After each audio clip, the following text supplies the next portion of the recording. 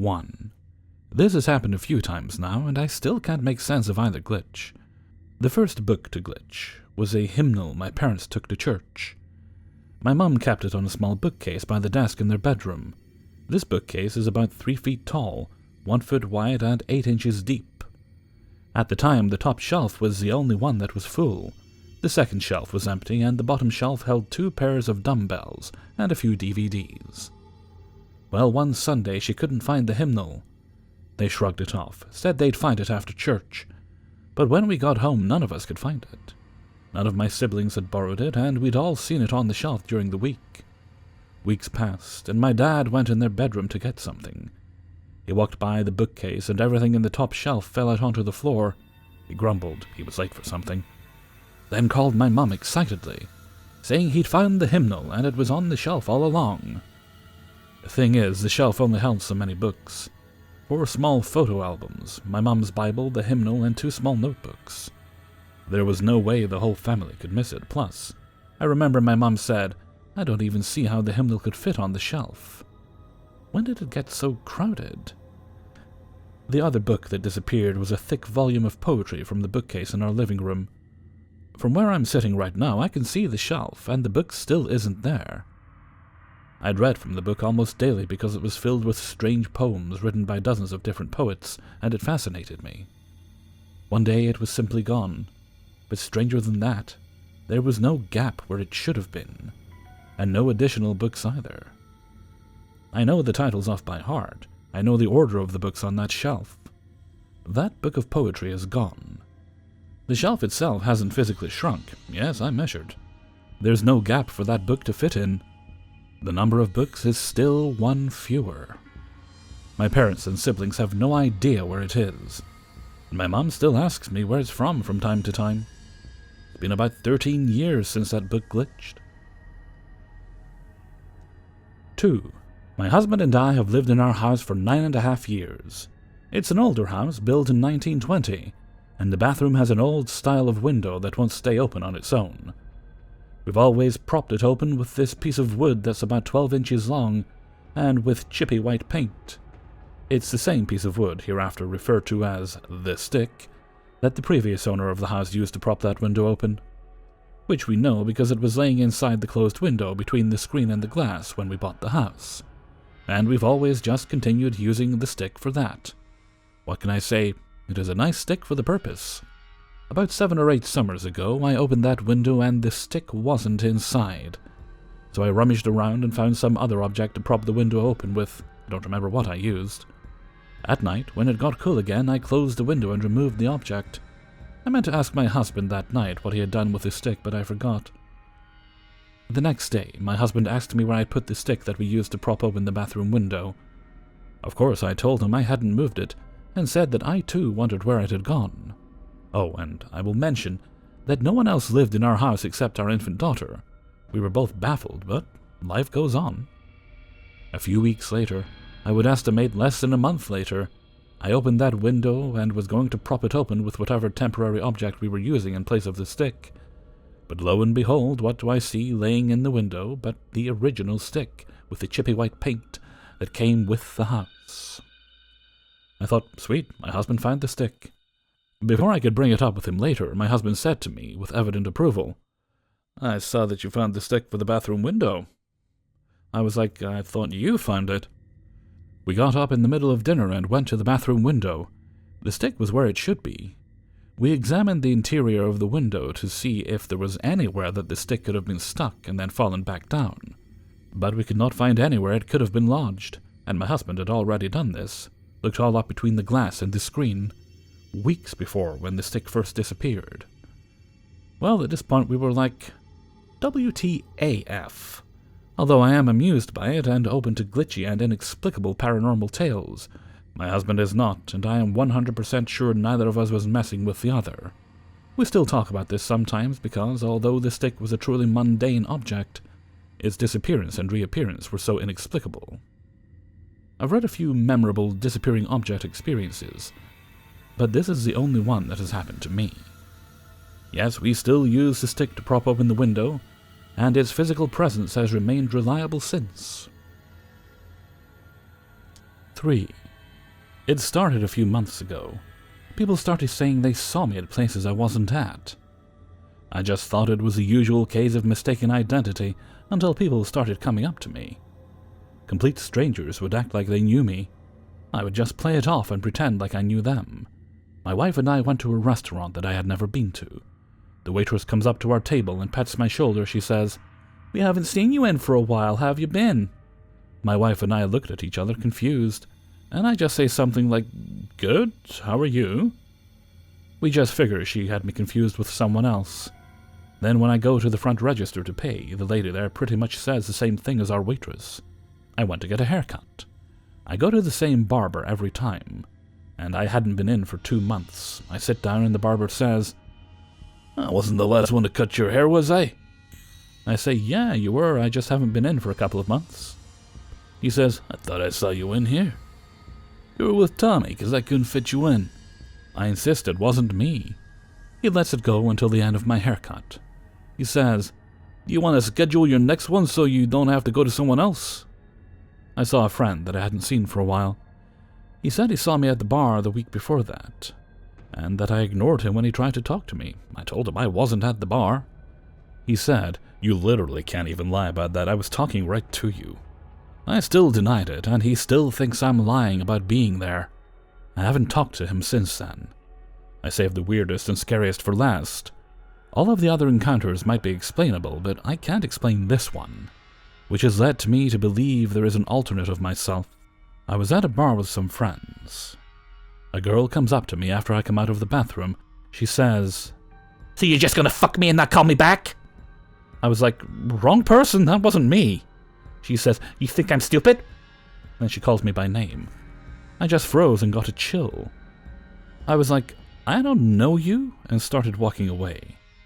She yells some stuff at me, and I walked back to my friends. I ended up leaving early because I didn't want her to come back up to me.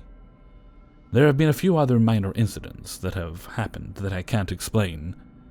Does anyone have an explanation or theory on what might be happening? 4. This happened last year. My best friend, let's call him T, had bright green eyes. Like the kind of green eyes you couldn't miss. He has multiple sclerosis and has been taking steroids to recover. He started taking steroids when he was in 9th grade.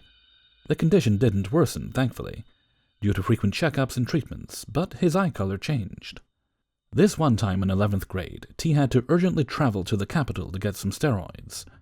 After he returned, I noticed his eyes were now a medium brown. His behavior had also changed. He used to be a happy social person with a smile on his face always, but he became somewhat gloomy and reserved after this. When I asked if something was wrong and whether he was wearing colored lenses or something, he said everything was fine, and he wasn't allowed to use lenses ever. I asked him about his eye color. He said that yes, his eyes had always been brown. I thought he somehow switched places with a non-existent identical twin. He's an only child. So I began asking other classmates of mine about this. Almost all of them said they didn't remember if his eyes were green. Only one of my friends did, and when I told him, he got shocked. I thought maybe showing some previous pictures of his green eyes will help convince T. I know, what person wouldn't remember his own eye color, but I had no choice. While scrolling through my gallery, I could only find one picture of T with his friend where his green eyes were clearly visible. The others were gone. I hadn't formatted my phone or anything, and all the pictures I take, download or screenshot, are saved. Surprisingly, I couldn't find any other of his pics. We met in 11th grade, and this happened when we were about to get in 12th. I tried searching his social media post to find something, and in all of T's pictures, he had brown eyes. I tried showing him the one pic of his green eyes that I found, and he said it was because of the carpet. They were standing on a green carpet. He sent me some of his baby pics, and all of them had brown eyes. So it was just my other friend and I who remembered T's green eyes. Is this a glitch? P.S. I searched the side effects of steroids, but no solid evidence of it changing eye color popped up. Even if it did, why does nobody else remember?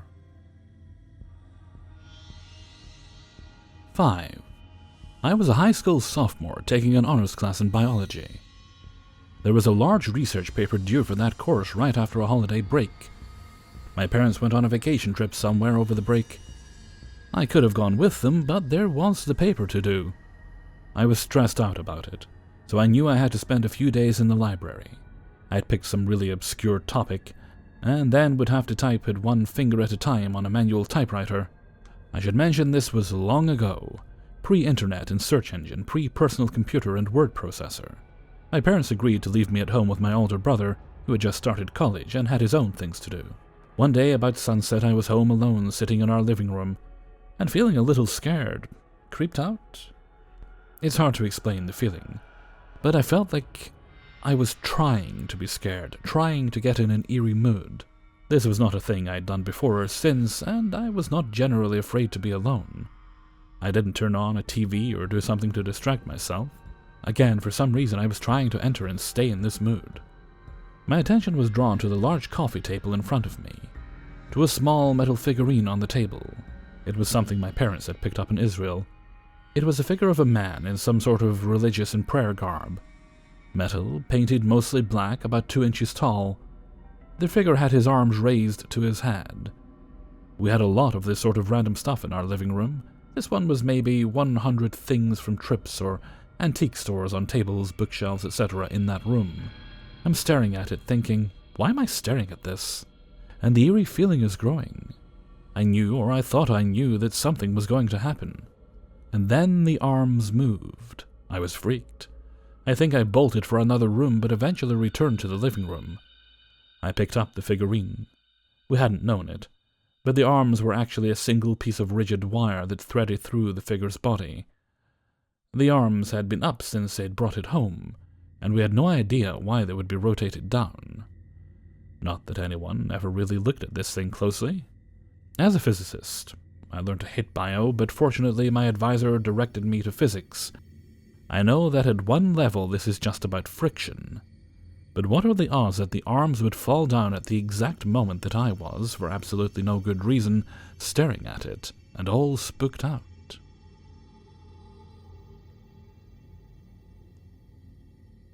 Six. This is a pretty wholesome glitch, or a pretty wholesome and complicated stalker situation. I have this problem where I like to put way too many books on hold at the library, and they all become available at once, so I don't get a chance to make it through all of them. I usually keep a few books in my truck for unexpected waits, etc. I borrowed The Body by Bill Bryson, and it became one of my truck books. I made it about halfway through, and then it was time to return it. I got in my truck for work, saw it on my passenger seat, and planned to take it back after work. After work, my stack of books are there, but the body is not on the seat anymore. Whatever, books go flying around. I'm not a great driver. It's fine. I hunt around my entire truck, clean out the whole thing, have a stack of 4 other truck books. The body is nowhere to be seen. I am super diligent about locking my truck doors. It's a manual lock, not a button or keyless fob or anything. I have muscle memory, and I lock it consistently from it. And who steals a single book from a vehicle? I keep a ton of crap in my car, none of it was missing except the body. My fiancé and I spent 3 days looking for it everywhere, including at least 6 runs of the truck. It's gone. It's 25 cents a day for a late fee. I checked the library app for our county. I owe 75 cents as expected. I resign myself to having to pay for the expensive hardcover edition I've lost. Come Monday morning, I hop in my truck, go to pay for the book, lean over to grab my stack of 2 return books from the passenger seat, and the body is sitting right on top. I call my fiancé to ask him where he found it, and he says he didn't find it. Maybe we just somehow missed it all those times looking for it, and it was that obvious the entire time. I return my stack of books in the book drop and walk in to pay the late fee, which should be about $1.25. I ask the librarian if I can pay, and she says she doesn't see any fee. But just to make sure it's clear, she asks what book it was for. The Body by Bill Bryson. It doesn't look like you've checked that out. Well, I just dropped it in the book drop, but I can grab it just to make sure. I just don't want to rack up late fees, okay? I use the library a lot, so don't want to be a pariah. The librarian runs to the storage room where the book drop feeds. Is gone a few moments and comes back. I don't know what to tell you, dear. I don't see any of the body back there. Oh, I must be confused. Sorry. Have a nice day. 7. This happened when I was 11 or 12. I'm 26 now, but the details of this event have never faded in my memory. I'll start by providing the setting. My friend and I lived in a neighborhood with a large pond nearby. If you hopped the fence in my backyard, you would land 20 feet from the path that circled the pond. Behind the pond was a small forest, where we would go on adventures and whatnot. It provided an ecosystem of tree frogs, turtles, lizards, etc. And as kids we had fun going there and fishing or trying to see if we could catch the tree frogs or turtles. This wildlife was primarily around the pond, but it also extended into many of the properties within half a mile of it. This is where my story begins. One night I was staying over at my friend's house. I'll call him Jake. We were getting bored of watching TV and playing video games, so we decided to see if we could catch some tree frogs at night. We always put them back and didn't harm them, to be clear. Across the street from Jake's house and 3 houses down from mine, there was a nice corner lot with a lot of trees in the backyard.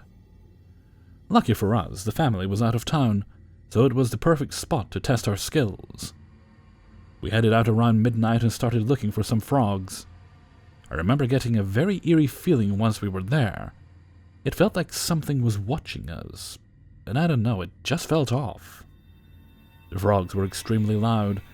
It was like a tree frog symphony back there, but we couldn't spot any of them with our flashlights, which was odd. Then they started changing their tone, and this is where it started getting weird.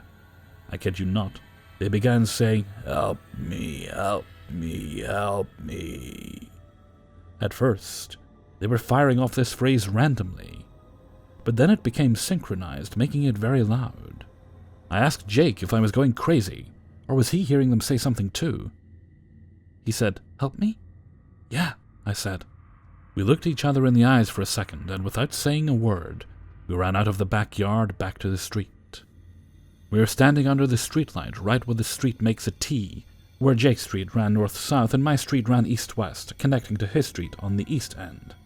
Once we catch our breath, we look up, and there is a congregation of dragonflies, probably 20 or 30.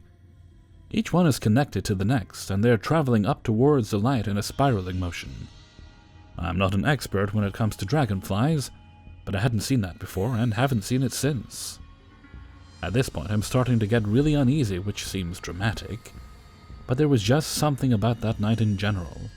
That eerie feeling was getting stronger and stronger throughout, and it just felt like something wasn't right, something was off.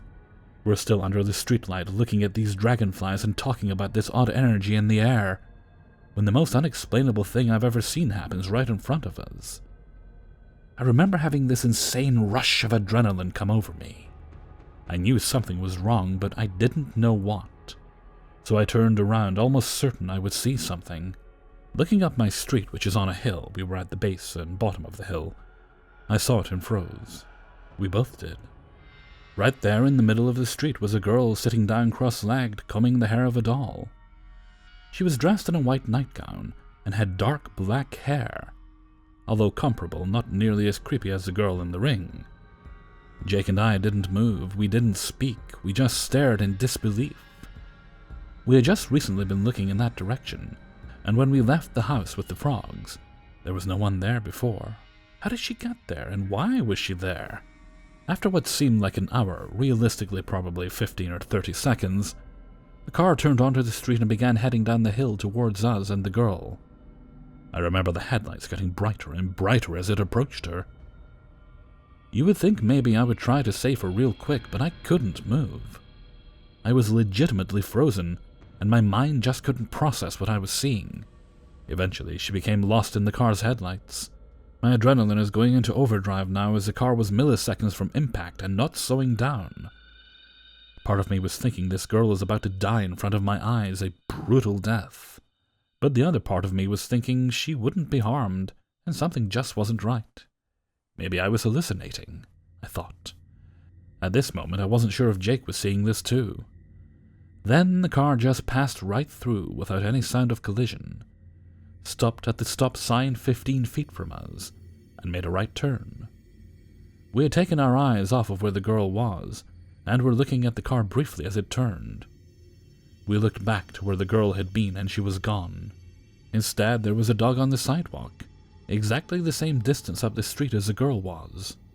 It looked at us, then turned around and trotted up the hill the other direction. After 5 seconds or so, we snapped out of our frozen trance. We looked at each other with our eyes practically popping out of our eye sockets, and we both screamed random obscenities as we bolted back to Jake's house.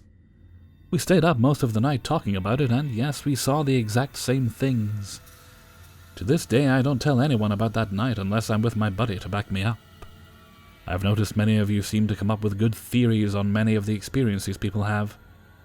So if anyone has any ideas, or has been through anything similar, I would love to hear it. There's one more thing I should add.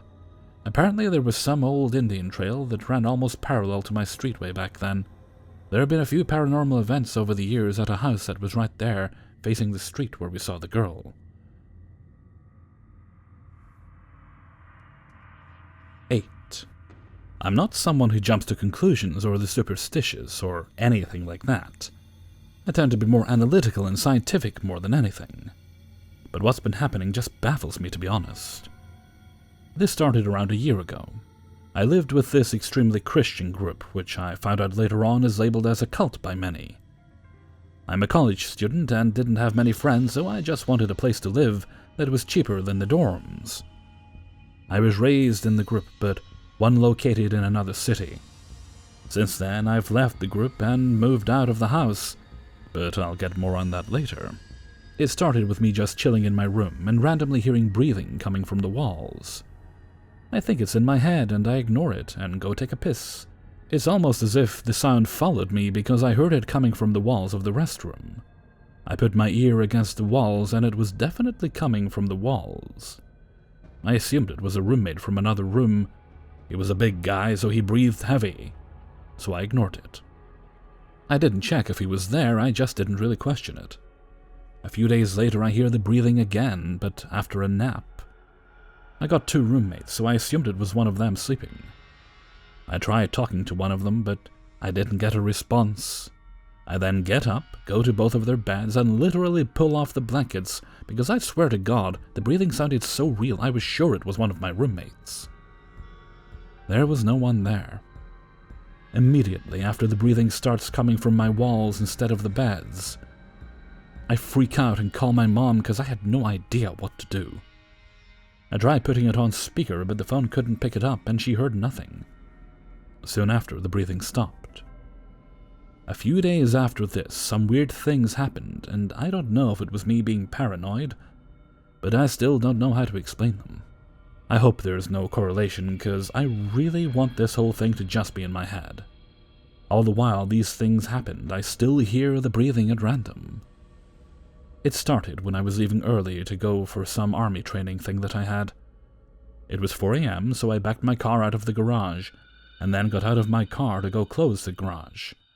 I left my car open and on because it was early and no one was around. It was a closed-off alleyway, so no one could sneak in and take my car. As I'm walking back after I close the door, my car randomly honks at me. I have no idea why or how. My car's older, so I know it's not some tech thing. It literally just honked at me as I was walking back. I get in my car shook AF, but I just try and ignore it. A few days after that, I'm parking my car in my garage. As I park it, I see a car in my rearview mirror flooring it through the alleyway. It was a blur, but I could hear it and see it and everything. It looked like an old muscle car.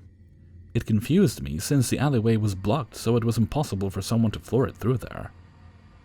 I go out to check what was up, and there was no car. I still try to ignore these things, trying to convince myself I'm just being paranoid. A few weeks after this, I walk outside of my house and I see a pigeon sitting on my fence. I tried getting it to leave, but it wouldn't. I then shook the fence trying to get it to fly away, and it still wouldn't leave. It was dark, so I shine a light on it trying to see what was up, and I notice this pigeon is dripping blood and is covered in its own shit. It was breathing heavy like it was dying, so I went inside, grabbed a box and some water and food, and decided I'd take it to an animal center to help it out. As I get closer, I notice a wooden shank-looking object sticking out of his inner wing. It surprised me, but I still tried to grab the pigeon to save it. As I reached for it, it flew away as if it was perfectly fine, even though it seemed as if it was dying a few seconds ago. After that pigeon thing, I see the same pigeon walking around my front door basically every morning, with that weird wood shank thing sticking out of his inner wing. It still creeps me out. All the while, I still heard the breathing. The only people aware were my parents and my girlfriend. I was scared to tell anyone because I didn't want anyone to think I was crazy. One night, when I was at my girlfriend's apartment, I woke up for training and was getting ready. For the first time I heard the breathing outside my own house, and I was with someone else who could prove to me that I wasn't crazy.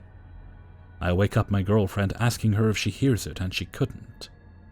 That got me thinking that it was all in my head. In December of that year, I went to this abandoned mall with some of my frat bros in LA that was reportedly haunted. Like I said earlier, I don't believe in things being haunted, and I had gotten used to the breathing, thinking it was something with my hearing, so I decided to go. Literally a few minutes after I get in there, I hear someone whisper my name behind my ear. My full name. No one ever calls my full name, so I asked my bros to stop messing around with me and not call me by my full name. They looked at me confused because literally none of them said nothing. I think they're playing a joke on me, so I laugh it off. A few minutes later, I hear someone say it again, and I get pissed and tell them to stop messing around. They get pissed at me, thinking I'm trying to pull some prank, and then we just laugh it off. After this, I hear footsteps no one else hears, but I just convince myself it's an echo and ignore it. We come across this weird board game-looking thing that I took some pictures of, and then we just hang around for a bit. About after an hour, I hear an electronic voice, almost like a voicemail thing, saying, "You were saying?" At this point, I'm annoyed. I ask my bros who's playing a YouTube video or messing with me, and I make them all take out their phones and unlock them, only to find that no one was playing anything at all, or had anything open on their phones. I freak out and make us all leave. After this, the breathing kept going, but I didn't care.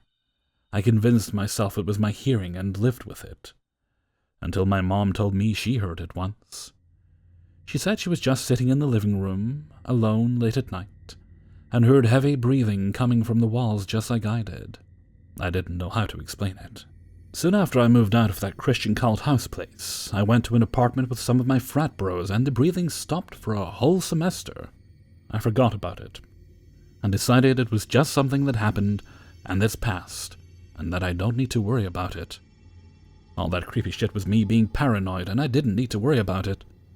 About 2 weeks ago, though, almost 9 months after the last time I heard it, I thought I heard a faint breathing in my room. I instantly ignored it and started playing music.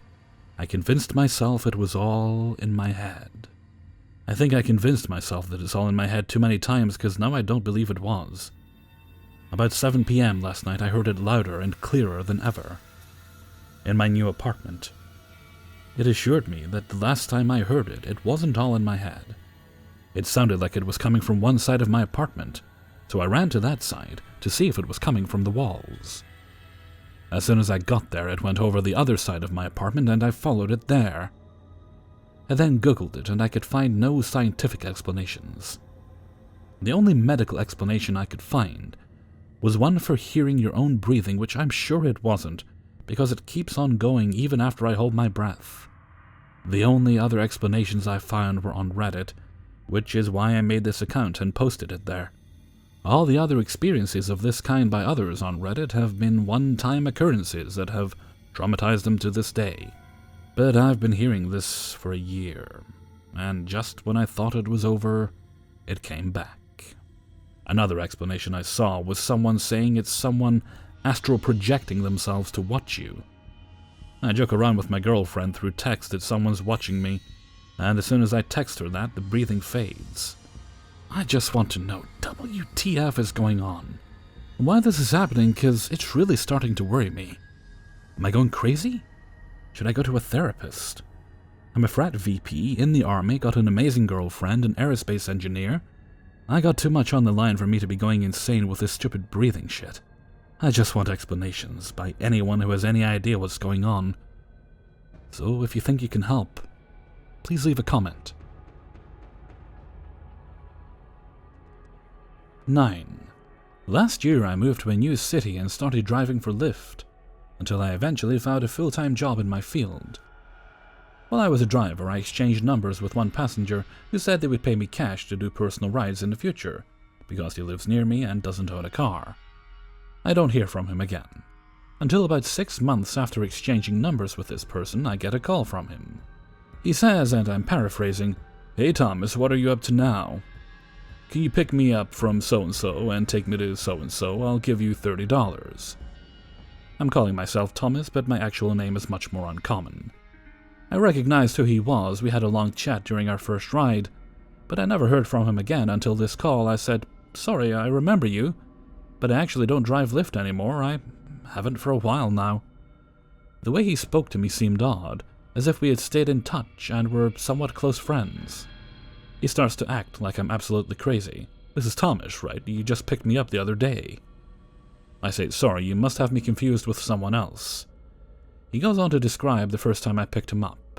He tells me that I've driven him at least a dozen times. He says, "Dude, are you messing with me?" "I'm not crazy. I know you are. I always call you at this number." He repeats my number. "I have your name in your phone as Thomas, driver." I keep insisting that I only drove him that one time. He says, "I recognize your voice. I know it's you." He then gets really angry, as if he was insulted that I didn't remember him after all of the times we've hung. Our back and forth goes on for several minutes, until he just gives up trying to convince me to remember him. He finally says, "Whatever, man," and hangs up, never acknowledging that he might have mixed me up with someone. He sounded genuinely hurt by our conversation. I was creeped out by the call, but just figured he must have gotten me confused with someone else. But he was very insistent that he knew who I was. He knew my name, my number, and clearly remembered me from the first time we met. There are 3 possible scenarios here. 1, he was fucking with me, in which case he'd have to be a terrific actor.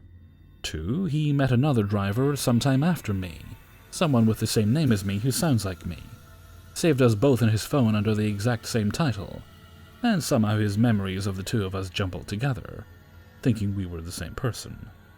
3, or he called me from another dimension in which I never found a better job, and remained a Lyft driver and became friends with this dude. My guess is number 2, but still a bizarre incident. 10. Here it goes. Today is day 3 of the Matrix for me.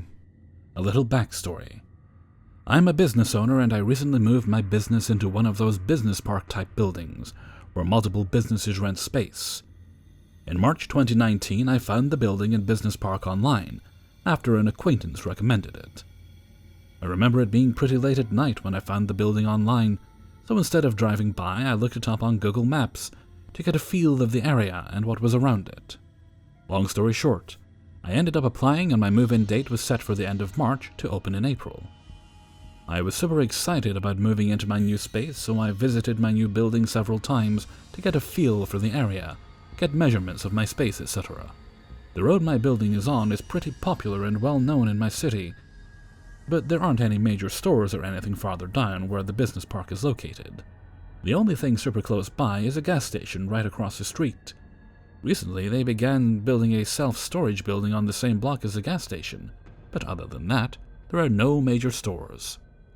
I've spent plenty of late nights at my office. Weekdays, weekends, morning and night. Usually, if I need something, I will drive down to the Walgreens about 5 minutes down the street, as it is the closest store where I can get random things. I often go to the gas station across the street. I even had an incident where my car battery died while I was at the gas station, parked at the pump. I sat there for 30 or 40 minutes until the person dispatched by Geico showed up. Anyway, last week, while talking to an acquaintance whose business is in the same building, she made a rather odd remark about how she usually just stops at the food line right there. In my mind, I passively thought, what food line? But I never asked because I just assumed she was talking about one of the many food lines in my city. Fast forward to this past Friday, I left my office around 8 p.m. and went directly across the street to the gas station. While pumping my gas, I was casually looking around. Per usual, checking my surroundings, and something strange caught my eye. A big-ass Food Line grocery store sign shining bright like a diamond on the other side of the street. WTF? When did that get there? My first thought was, oh, okay, that's the Food Line she was talking about. They must have just built it. But as I pulled out of the gas station, I couldn't help but wonder how long it had been there before I noticed it. How did I miss all the construction? How did I miss it the day before? Now, sitting at the intersection I always use to leave my office, I could clearly see not only a Food Line, but an auto parts store across the street to my right. There was even a row of lights on the sides of the driveway going towards the Food Line. Anyway, I assumed it was just built, and while at the light I googled Food Line near me. Of course, it was the closest one. I immediately went to the reviews section, hoping to read some shit about a grand opening. Maybe a recent review. Boy, was I wrong. I was completely shocked to see a review from 3 months ago, and even more shocked to see reviews from 11 months ago. How could I have missed an entire shopping center directly across the street from my building for the entire time I have been there? I immediately called my mom and told her what I was experiencing. She took it jokingly, and said I must not have been paying attention. I had already driven about 10 minutes away, but turned around to go back and make sure I wasn't tripping. Maybe I was reading reviews for the wrong store. Maybe they just put the lights on the driveway. I went back and drove around in the parking lot. The building was clearly old, the parking lot old. I thought, maybe they recently cleared some trees, making it more visible from the intersection. No sign of recently cleared trees, and why would any shopping center not clear trees for an entire year? I checked Google Maps and everything. Even on Google you can clearly see the grocery store from the intersection and from the gas station.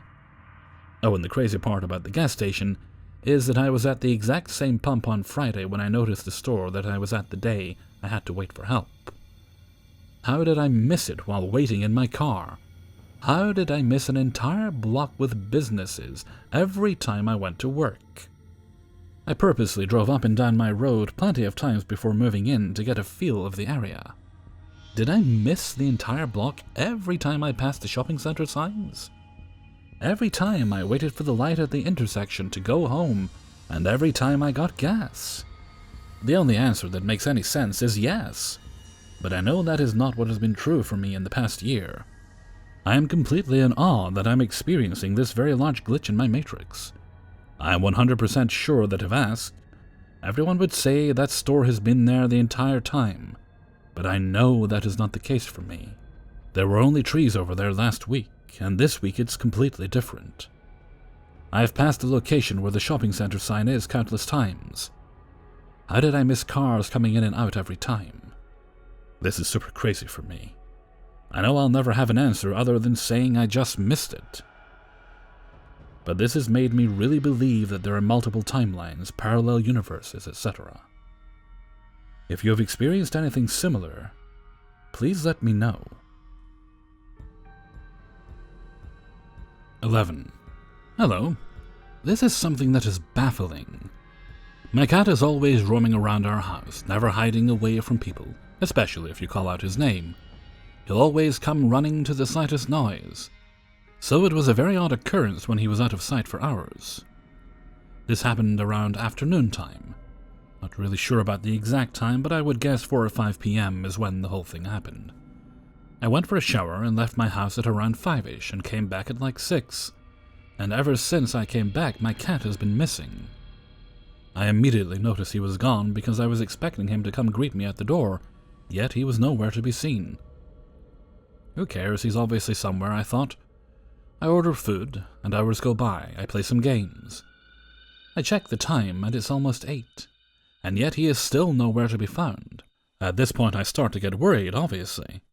I start checking under all of the beds, over every small crack under cupboards, opening wardrobes, checking the balcony, looking around the whole house, checking the basement, the storage, everything I can think of. Gone. I decide it's time to step outside and look around the vicinity of the house. Maybe he escaped through the balcony or the door when I left. Nope, he's not outside. I came back, and at this point I am trying to come to terms with the fact that he escaped. I may try my luck again searching the house, checking under everything I can think of. I even turned on a YouTube video that plays cat sounds and hope he would run to the noise. And yet again, nowhere to be seen.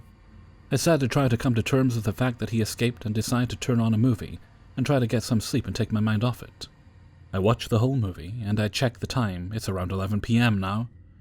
I leave my room and go to the kitchen, and there he is. He runs up to me and I instantly pick him up and hug him. He is here. I get the biggest relief and my heartache lifts. I still don't understand where he came from. I searched everything multiple times, and yet there he was, just sitting in the kitchen. Any thoughts on this bizarre situation?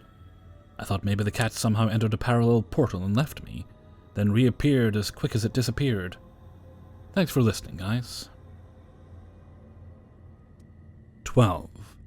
Ultimately, my early adolescence was filled with a lot of glitchy kind of things that now that I look back I can rationalize on. However, I cannot do it for all the things that occurred in my childhood.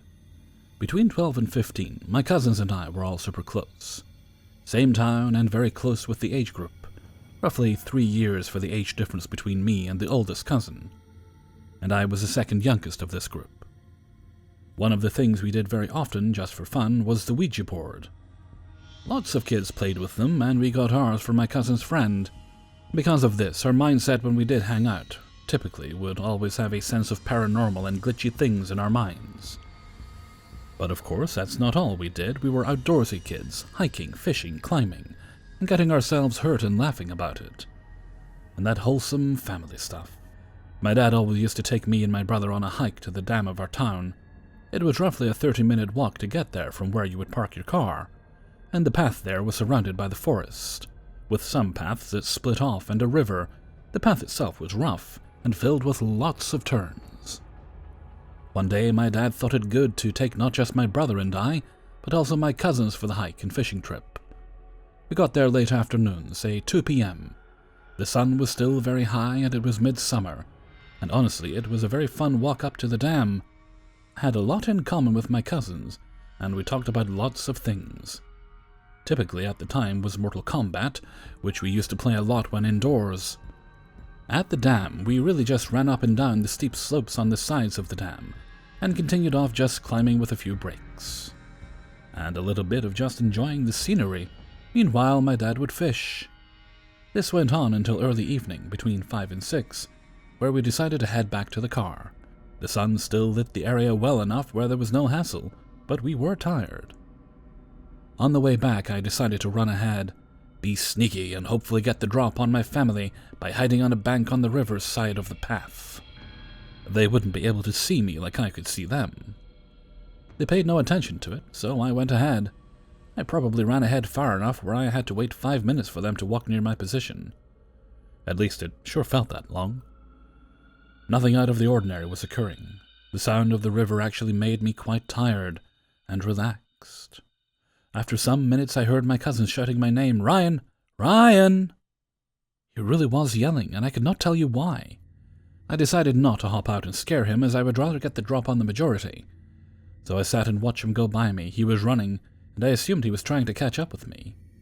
Say there were about another minute of squatting on the rocks by the river, slapping the mosquitoes as they were at the most frequent time of day. I heard the crunching of rocks as the rest of the family finally caught up. Despite my frustration of the mosquitoes, I managed to hold off and get out of hiding as they passed me, and planned to catch up behind them. I let them get about 10 seconds ahead, and then I caught up to them. They weren't very scared at all, and I realized that I might not be the best prankster, although my patience seemed on point. Anyway, I asked my cousin, brother of the cousin that ran off, where his brother went. He said he ran off to catch up with me, as I also figured. I decided to catch up with him. I was a fast runner, as was he. But after more than a minute of running, I caught up to him walking, panting as you would expect from a good run on a hot day. I, also out of breath, made the attempt to shout his name from behind him, in hopes of scaring him, which worked, but not exactly how I hoped it would. He stopped and looked at me, then looked the way he was walking, then back at me with the most bewildered look on his face I can recall seeing to this day. "How did you get behind me?" he asked. "I was always behind you," I said, with a confused expression on my face. "I was hiding behind the bank by the river," I explained. He looked at me. not as much scared as he was just shocked. "No, you were not. I saw you ahead of me. You were running from me the whole time," he exclaimed. Mind you, my cousin was what you would consider a bit of a disturber. He liked getting a rise out of people and was known for it. Most of the time with the Ouija board, he claimed it was just him faking. But this was not the same cousin, I can assure you. He said that he was chasing me the entire time. The Ryan he was chasing wore the exact same thing as I wore that day. Notably, the striped splash pants, which I remember best from it. He said that I was running full tilt. He was the faster cousin, so he would start to catch up. But as soon as I made the turn ahead of me, and when he followed, I would appear to be further away than before. This event was most definitely a glitch in the Matrix, and one we still talk about to this day. We refer to this Ryan as a second-dimensional Ryan, an inside joke that we often would use when something weird happened. We would blame him. I never saw him, and my cousin never again either. So obviously, me being the rational person I am today, try to think of what happened and how it happened, and honestly the rational theory probably does not sound that rational. It relates to Copenhagen interpretation, or more rather from that, the Schrodinger's cat. Let it be known, I'm probably using it wrong, but it reminded me of it. Schrodinger's cat was the idea that if you had a cat in a box with poison, for the record he never actually performed the experiment, that without an observer, it would mean two possibilities can exist at the same time. That being the cat is dead from the poison it had, or it's alive and simply didn't have the poison. Of course, we will never know until you open the box. The idea being, observation makes it true. For my cousin it was this. His cousin could still be ahead of him, so he keeps running after him. Or it could have been, your cousin is not ahead of you, you stop running after him. I can't explain it very well, and hopefully some quantum genius can gather something from this and explain it to me as being it or like it, because so far it's the only thing I got. 13. This happened a few years ago. I was driving through East Pennsylvania, and I'm giving this girl I had just met at a friend's house that night a ride back to her place. Now, getting to her house involves going down a one-lane road that I had driven on at least 100 times prior to this. At one section, the road meanders around a bridge by making a big right turn. Then it does a sharp left after a couple 100 yards. And then right again, where these two logs laying on the side of the road make a kind of X shape on the ground. Very distinctive landmark, at least for me. This is the way the road has always been. So there we are, trying to find topics to talk about to keep the car ride from becoming awkward since we hardly know each other. We take a right turn around the bend, then a sharp left turn, and then there's a left turn up ahead. Immediately my body goes into fight or flight mode. I remember thinking, this isn't right, I know there's a right turn here. This is not what is supposed to be here. We both fell dead silent and just looked ahead in confusion. The road about 100 yards in front of me just turned left and disappeared off into the woods. To the right there was nothing, just the side of a hill and some trees. It looked completely natural, not like a mirage or anything. Yet it felt so strange and almost intentionally deceptive. None of this made sense. I knew these roads. As we approached the turn, I decided that I'm not going down that road. Something bad was down that road. So I just made the irrational decision to turn right instead and hope for the best. The girl in the car put her hands on the dashboard to brace for impact. My eyes were still fixated down the left-turning road as I started steering to my right. And then as my gaze shifted towards the direction I was now driving in, suddenly I could see the correct road in front of me again. Everything was back to normal. I looked in my rearview mirror and sure enough, the left-turning road was non-existent. My hands felt icy cold, and I was physically shaking. I pulled over to my right and just sat there in silence. We contemplated going back to investigate, but just looking at the road behind me gave me a sick feeling in my stomach. She felt it too. We decided to get the hell out of there, and that was that. I was very hesitant to go down that road again, and avoided it the best I could after that. But a few weeks or months later I decided to go back in the daytime and check it out. I pulled over at the right turn point, got out of my car, and walked around the area. This is the part that really freaks me out. I quickly found out that on the left side of the road, obscured by some thick underbrush, was a very steep rocky cliff that dropped off maybe 200 to 250 feet into a ravine. The phantom road would have taken me directly through a clearing in between two trees that led straight over the cliff. If I had chosen not to follow my gut and drove down that road, there's a very, very good chance that we would have been seriously injured or killed. Apparently, several people have crashed in that area by driving down into the ravine. Might just be coincidence, but who knows? I don't know what to make of this event. If I were alone, I'd be more willing to write it off as a hallucination or trick of the eye, but I wasn't alone. She saw the same thing I did. I wasn't intoxicated, although my passenger was a bit buzzed if I remember correctly. I've also never experienced anything out of the ordinary in my entire life other than this. Has anyone heard of something similar before? 14. This happened a few years ago. I had come home for the Christmas break, along with a few family members that were visiting for the celebrations. There were 12 to 14 of us, and we were all staying at my folks'. I should tell you that my family makes up for a pretty interesting and verbose crowd, all professionals with rather successful careers in different fields. There's a couple of MDs, lawyers, psychologists, engineers, and musicians, eclectic but fun. We would spend our days and nights catching up, playing games, and having these lavish meals where conversation, music, and wine flowed in free form. I kept fond memories of the event, albeit from one micro-episode. It was the smallest thing. Somebody bought a charades game one afternoon, and we proceeded to play. Teams were formed, the game was on. At first it was fun, then it got more competitive. Yelling and distraction techniques ensued until the thing happened. It was my turn to guess, and my uncle, the neurologist, was to try his best at representing a word with his body. He took a random card out of the deck, paused for a few seconds, then punched the clock to begin his impersonation. However, he couldn't even try. A split second after punching the clock, I felt an urge, a certainty, a word pushing to get out of my mouth. I screamed cumbrous at the top of my lungs. Everyone stood in silence. My uncle took a long, deep look at me and smiled with irony. "You saw the card," he said. "This one doesn't count." I was stupefied. "No way," I said. I was standing on the opposite side of a long table, and everyone was looking. I was as baffled as him. I went on to say that I didn't see the card, that it was impossible for my position. "You knew the words in the deck," he insisted. I absolutely didn't, of course. The game had been unboxed for the occasion, and I'd never play charades. I couldn't explain what happened either. He ended up confounded, claiming that it was one of the weirdest things he ever experienced. He then started to talk brain structures, neurons and stuff, and that was that. I don't know what drove me to say a word I never use, or knew for what matters, but I still wonder about it every once in a while. Good times.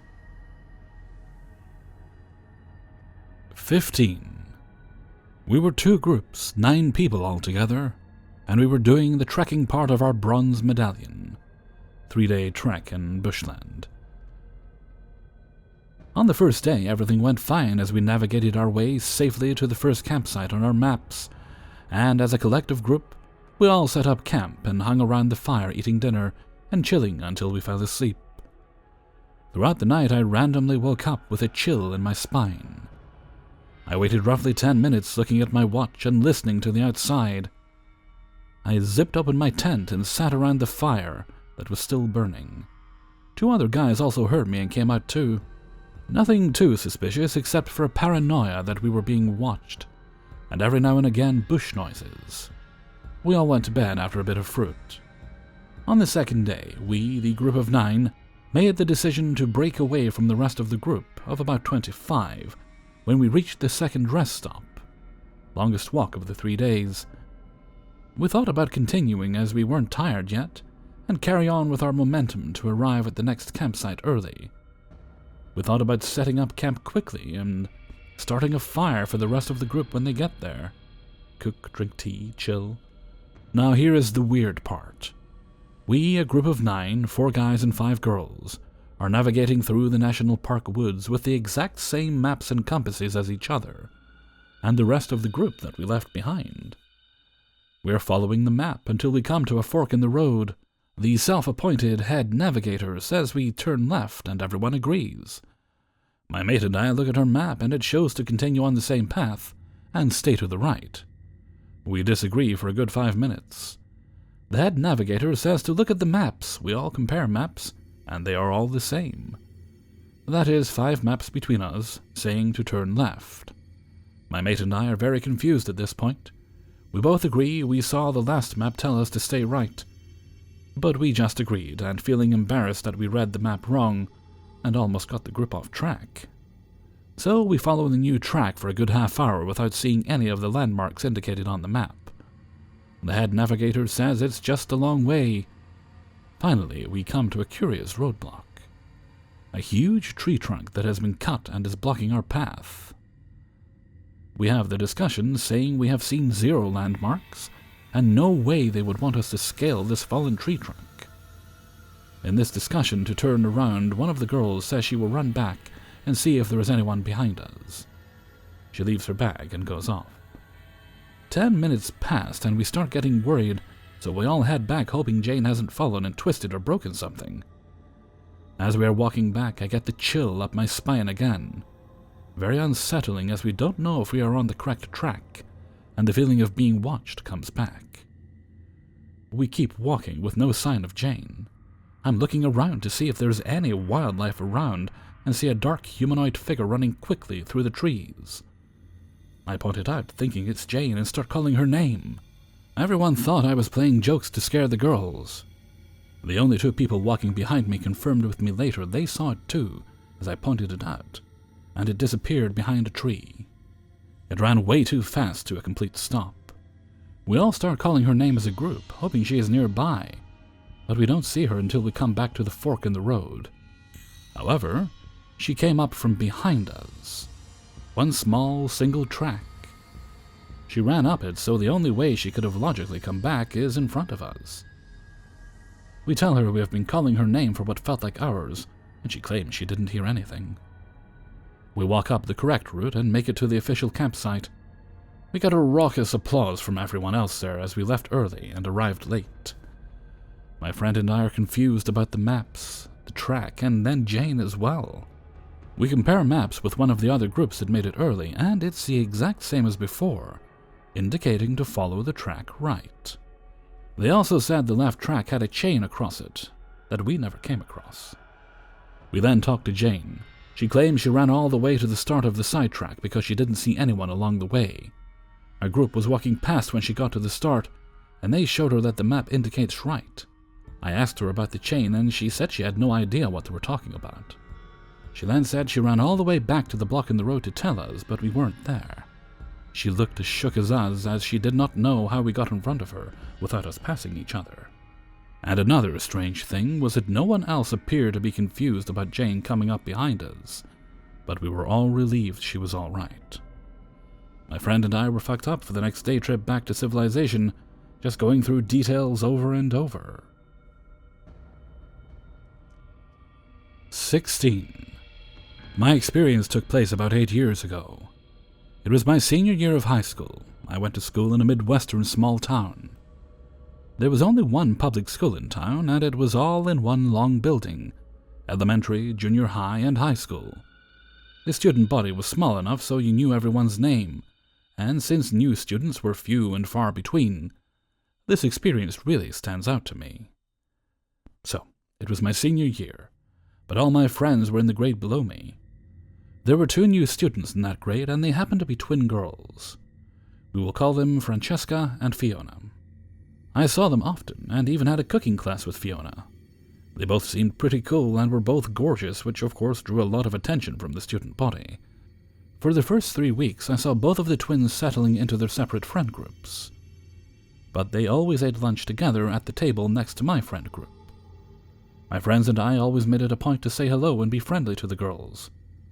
One day, my best friend and I were walking back down to the high school from our cooking class in the junior high, and we saw Francesca walking in the opposite direction towards the junior high. She stopped and talked to her sister Fiona, and my best friend and I had commented how they both seemed nice, and we agreed that we should invite them to sit with us at lunch. We both had one more class to go before we ate lunch, so fast forward an hour or so, and we are at our lunch table. My best friend and I see Fiona eating lunch alone, and we made a comment to our other friends wondering where her twin sister was, and all of our other friends just laughed. We then said that we just saw her a couple periods ago talking to Fiona, and that it was odd that she wasn't at lunch. Suddenly, the table got really quiet and our friends were looking at us strangely. One of them said, "Twin sister?" To which my best friend and I both nodded, and she said, "Yeah, Francesca, Fiona's twin." Again, silence. Our friends explained that Fiona didn't have a twin sister and that we were mistaken. My best friend and I got frustrated and asked why they couldn't remember the girl that sat 10 feet away from us at lunch every day for 3 weeks. And our other friends swear that Fiona had sat alone every day since the first day of school. For 3 whole weeks I saw both girls, sometimes together, sometimes separate. But I know I saw 2 girls, twins. My best friend feels the same. We still talk about this weird occurrence occasionally, and to this day we both agree that it's the weirdest thing that's ever happened to us. I'm not sure what exactly happened, but I'm relieved that it happened to my best friend too. Otherwise, I would think I'm losing my mind. 17. This has to do with quantum immortality. I've been on the fence about sharing this. The more posts I've read, the more I have started to question things. I should have died at least 6 times in my life, I'm not exaggerating. Originally, I just thought that I was really lucky because I couldn't die. I made a lot of jokes about it over the years. I've never really had a mental breakdown because of any of them. I'm going to highlight a couple of the ones that really stand out. The first significant time was 20 years ago. I was driving on my way to San Francisco with some friends. We stopped in Sacramento at a really cheap motel because we thought it would be cheaper than staying in San Francisco. I had been driving all day and my friends decided to go get food, so I stayed in the motel room. Less than 1 minute after they left to get food, I heard a knock at the door. I thought one of them had forgotten their wallet. Opening the door was a large person with a towel over their hand. He pushed his way into the room and pulled a gun from under the towel. He yelled for me to lay face down on the bed. While laying down on the bed, I had this thought that came from somewhere that said, "If you put your hands behind your head, you'll be okay." So I did that. At that point, he comes running over to the bed and yells, "What are you looking for?" I heard a noise go off. I then realized that the gun had gone off. I remember thinking, "Oh my God, I've been shot. Oh my God, I've been shot in the head." Immediately, my whole body just went numb and almost calm. I lay there for a few seconds before I realized that I wasn't dead. I got up, put a towel on the bleeding spot, and tried to call 911. I didn't know if I had a massive hole in my head or if I was holding my brains in. Turns out I was only grazed by a bullet at point-blank range right between the eyes, as my head was turned to the side when I was laying down on the bed. I still have this scar that I can see every day right between my eyes. When the police showed up at the hospital to question me, they said they pulled a .45 caliber bullet out of the mattress. Bullets don't just stop when they hit a mattress. About 10 years ago, I was at a concert drunk. My friend had said that she would drive us sober and buy a bottle for me if I got us into the show. I was beyond drunk. At some point, this friend gave me half a Klonopin that she had snuck into the show in her bra. Me being overly drunk didn't think this was a good idea, but she talked me into it. She also took one at the show and might have actually drank. The details are a bit fuzzy still. After the show, I don't exactly remember what happened. We were driving back home on a frontage road when all of a sudden I heard a loud noise and then the car overcorrected. We rolled the car 4 times. I didn't have a seatbelt on. I barely remember crawling out of the car, and the people that were driving behind us ran up and asked if we were okay. The only thing that got hurt was my shoulder from hitting the car window and probably chipped the bone. No other serious injury. We hopped in the car behind us and got a ride from them. With no seatbelt on and the car rolling that many times, I shouldn't have come out of that okay. I crashed on my old motorcycle without a helmet when I was both 17 and 18. One of them, the cop told me that if I had a helmet on the way I hit, I probably would have snapped my neck. I hit a parked strip at an angle and my face and forehead basically hit the curb as my body flipped over the top. The other time I had a car pull out in front of me and I hit a parked van. Both times right before the wreck, I remember the feeling of calmness as you stop fighting it and just kind of go with what is about to happen. I felt the same feeling that I felt when I was shot. I went without very much oxygen for a few minutes at a time, to the point where my body was blue twice. Reaching out for some reason and grabbing a tree while snowboarding out of bounds, and then seeing a cliff about 80 feet below me with exposed rocks. Having the wrong tires on my car, and having it just about to start to roll on the freeway, and then suddenly having control of the car again somehow. And the list goes on. Additionally, I can say that I have saved a few lives as well, but that's probably for a different post.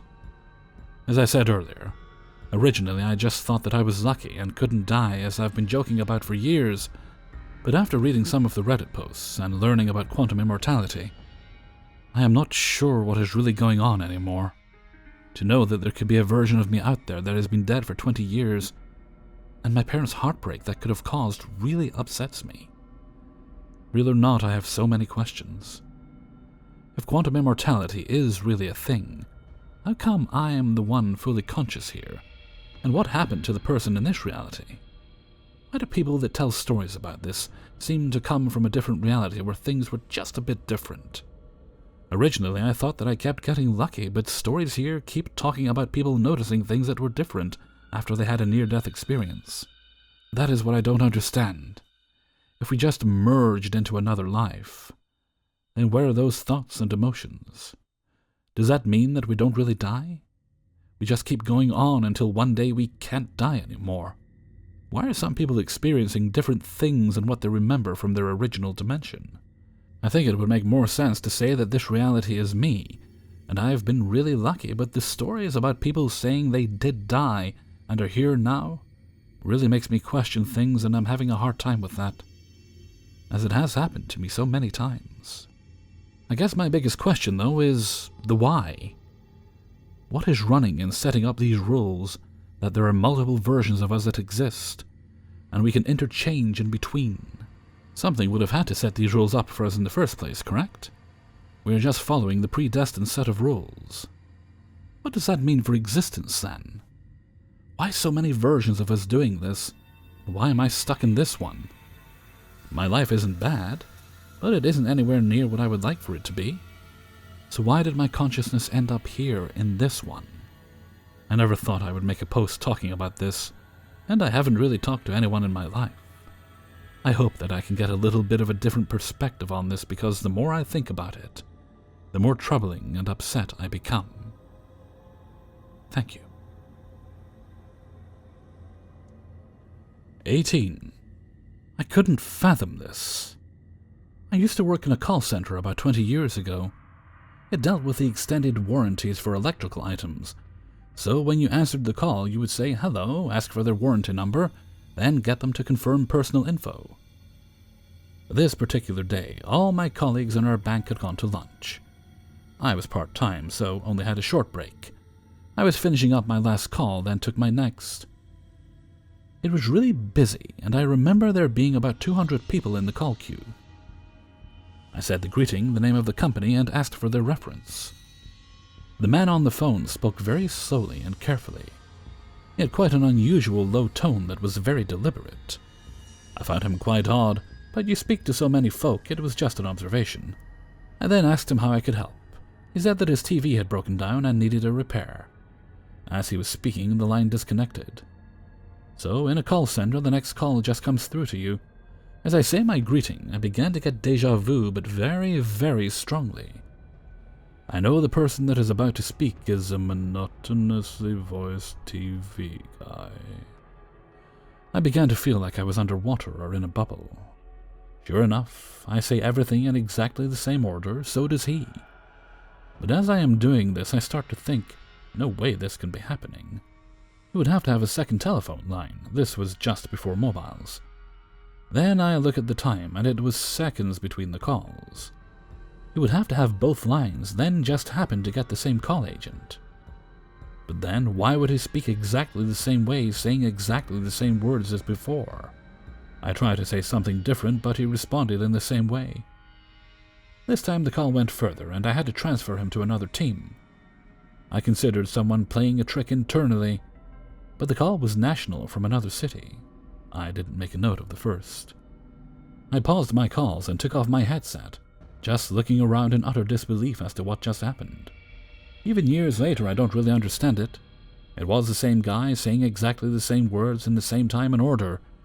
Why would he phone a national company twice and sit in a queue with 2 telephones? And just happen to get the same agent? Surely he would say something differently.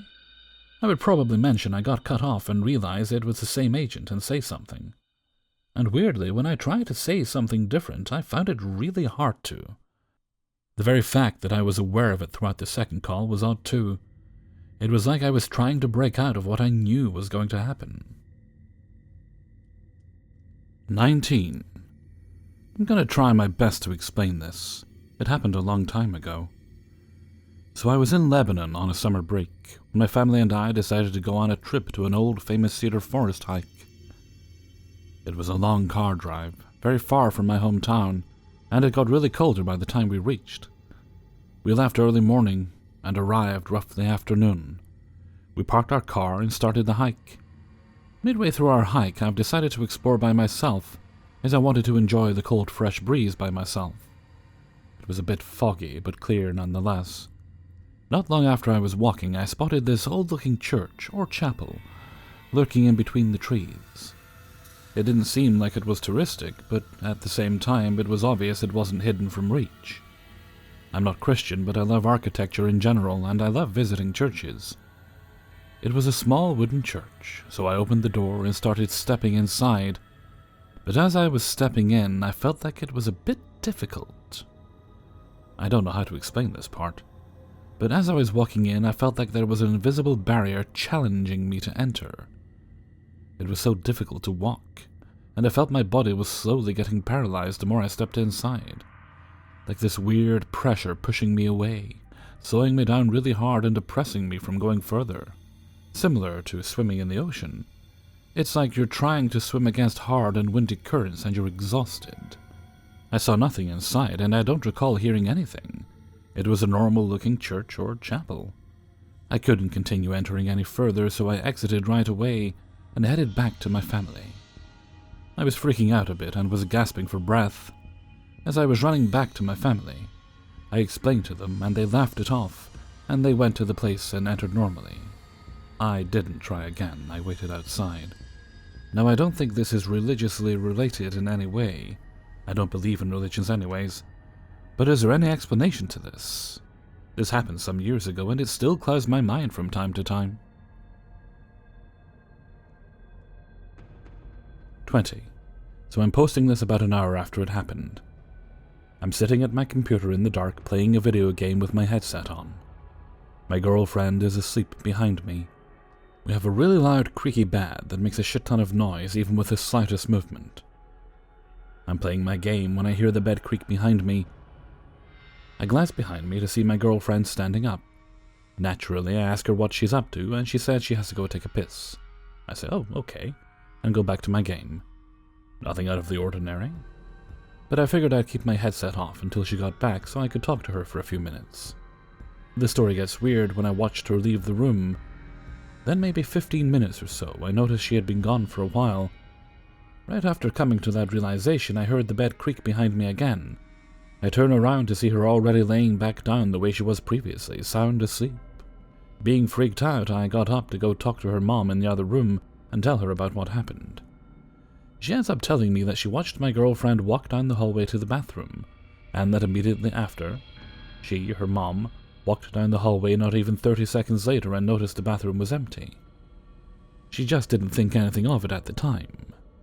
We're both thoroughly creeped out, and can't come up with any kind of explanation for any of what just happened. I sit next to the door, so I never saw her come back into the room, and I had my headset off, yet never heard her climb back into our obnoxiously loud bed. This is the first time anything like this has happened to me, and while I'm super intrigued, I'm also thoroughly creeped out.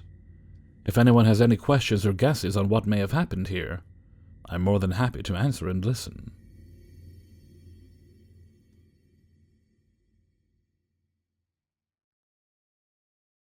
Hey everybody, Hellfreezer here, and thank you very much for listening to Glitch Monthly, number 7. And thank you very much to everybody who allowed me to use their stories in this video. And this one came really quickly, actually, didn't it? Well, it seemed quick for me anyway. Keeping me company as I edit today and hide from the snow outside. It might be off now, but it was snowing when I woke up earlier. I'm listening to Doctor Who lore videos. Kind of peeking in on the visuals here and there, but mostly I'm just listening as I work about. Okay, next glitch video, number 8, that should be out on about the 27th of March. Yeah, that should be fine. I've actually been doing quite well the past couple of months getting stories, which means I do have a bunch still to actually look at and contact people for. So, fingers and toes crossed. Right, I'm going to stop yammering on there and I'll head off for now. I don't want to chew your ears off. So until next time, thank you very much for listening, and take very good care of yourselves.